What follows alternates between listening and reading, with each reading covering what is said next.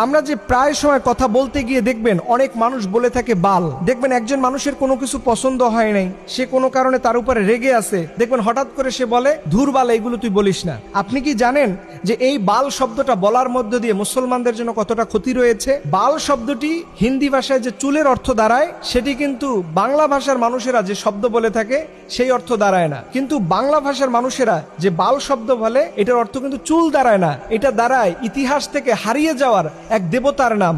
যেই দেবতা সম্পর্কে আল্লাহ পাক আমাদেরকে সতর্ক করে বলেছেন 37 নম্বর সূরার 125 নম্বর আয়াতে যে তোমরা বাল দেবতার অনুসরণ করো না। আল্লাহ পাক বলছেন আতাদউনা বালাউ ওয়া তাযারুনা আহসানাল খালিকিন। আল্লাহ বলছে তোমরা কি বালকে ডাকবা এবং সর্বশ্রেষ্ঠ স্রষ্টাকে তোমরা কি ভুলে যাবা, পরিত্যাগ করবা? এই বাল শব্দটা আল্লাহ পাক কোরআনের মধ্যে বলেছেন। এই বাল শব্দটা সেমিটিক শব্দ, যার অর্থ দাঁড়ায় দেবতা বা স্রষ্টা, বা আমরা যে আল্লাহ বলে সম্বোধন করি ঠিক একই রকম অর্থ দাঁড়ায়। এটা আসলো কোথা থেকে? আপনাদের মনে প্রশ্ন থাকতে পারে, হুজুর এটা আসলো কোথা থেকে?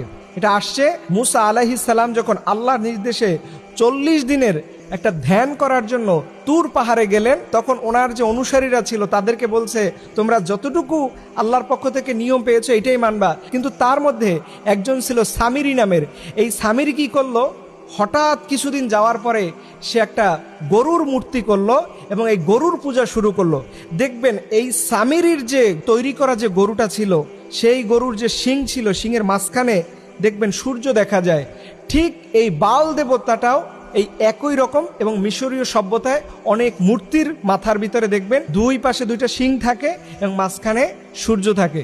দেখেন এই শব্দগুলো, এটা হয়তো অনেকের কাছে বলবেন যে হুজুর এটা কি বলতেছেন, এটা কি কোনো সাবজেক্ট হলো, এগুলোকে আলোচনা কোনো বিষয় হলো? দেখেন এই সামিরির মাধ্যমে সেই সময়ের মুসা আলাইহিস সালামের মানুষেরা তারা সবাই আল্লাহর পানিশমেন্ট পাবেন। আল্লাহর সামনে সবাইকে অপরাধী হতে হবে শুধুমাত্র ওই গরুর পূজা করার কারণে, এই শিরিক করার কারণে, শুধুমাত্র এই বাল দেবতাকে অনুসরণ করার কারণে। অথচ আমরা খুব সহজেই এইগুলো বলতেছি, আমরা জানিও না কোন শব্দটা বললে ইসলামের দৃষ্টিকোণে রাইট আছে, কোন শব্দটা বললে ইসলামের দৃষ্টিকোণে রং আছে, এটা আমরা অনেকেই জানি না। কিন্তু আফসোসের বিষয় প্রিয় ভাইয়েরা, আমরা আমাদের লাইফে, আমাদের জীবনে যতদিন পর্যন্ত থাকি না কেন, সবার আগে ভাগে আমাদের ইসলামকে অনুসরণ করতে হবে। ইসলামকে বাদ দিয়ে পৃথিবীর কোনো তন্ত্রমন্ত্র বিশ্বাস করা যাবে না।